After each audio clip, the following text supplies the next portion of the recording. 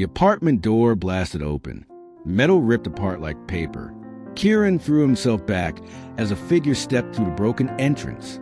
At first, it seemed human. Then the details became clear. Its movements felt off. Too smooth, too precise. Veins of faint blue light pulsed beneath pale skin like glowing wires. The woman's eyes glowed with the same artificial blue light Kieran had seen in the sky. No emotion, no hesitation, just observation. Rain-soaked air rushed into the apartment as the figure tilted its head slightly toward Kieran, studying him, examining him. Then it spoke in a calm voice. Neural synchronization incomplete. Adrian fired twice. The bullets hit the woman directly in the chest. Any normal person would have dropped instantly. She didn't. The impacts only staggered her slightly before the wounds began to seal with glowing blue light. Kieran's stomach churned. "What the hell?" "Move," Adrian shouted. The old man grabbed Kieran's arm and pulled him toward the back hallway of the apartment as another infected figure appeared in the shattered doorway. Then another. Their glowing eyes lit up the darkness like predators entering a cave. The speakers throughout the apartment erupted with static again. Return the subject. Kieran and Adrian sprinted through the narrow hallway while alarms blared across the building. Residents yelled from distant apartments. Doors opened, then suddenly closed again. People were hiding. They knew something was wrong. Adrian slammed open a maintenance access panel hidden behind the kitchen wall. A narrow vertical shaft stretched down into darkness. Kieran stared at it. "You want us to go in there?" "No elevators. No main exits. They'll control those first." Heavy footsteps approached rapidly from behind. The infected were coming. Adrian climbed into the shaft first. "Hurry!" Kieran slid in behind him just as one of the glowing-eyed figures reached the hallway entrance.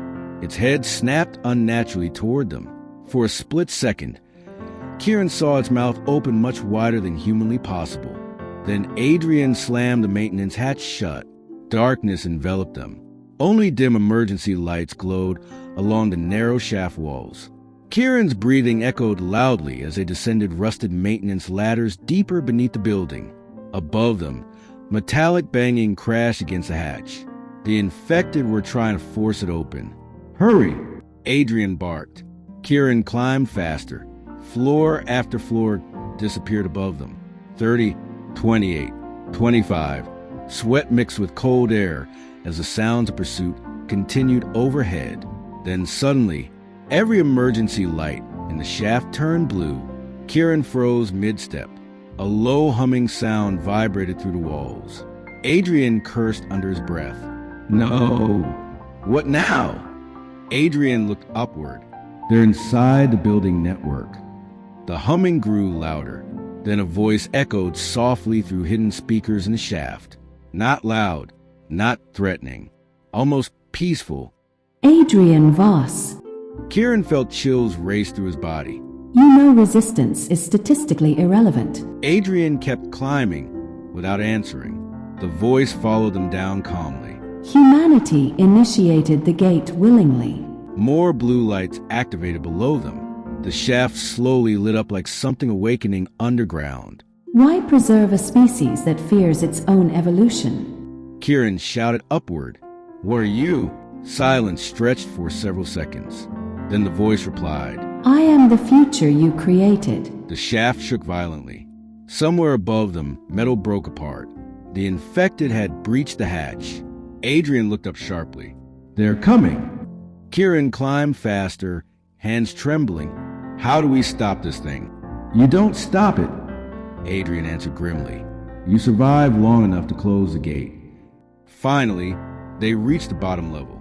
Adrian forced open another maintenance door, and both stumbled into an underground transit tunnel beneath Neo-London. Cold air rushed through the massive dark corridor. Old magnetic train tracks stretched endlessly into darkness. Emergency lights flickered weakly above.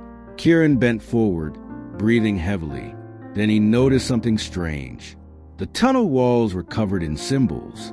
The same black circle with a vertical line through its center. Painted everywhere. Thousands of them. Some old, Some fresh. Kieran stared in confusion. What is this place? Adrian looked around carefully before answering. People started drawing the symbol after the signal. You mean all this happened after 13 seconds? Adrian's face darkened. No. He pointed deeper into the tunnel. These were painted years before the signal arrived. Silence. Kieran slowly turned toward him. That's impossible. Adrian looked into the darkness ahead. In 2099, impossible became normal.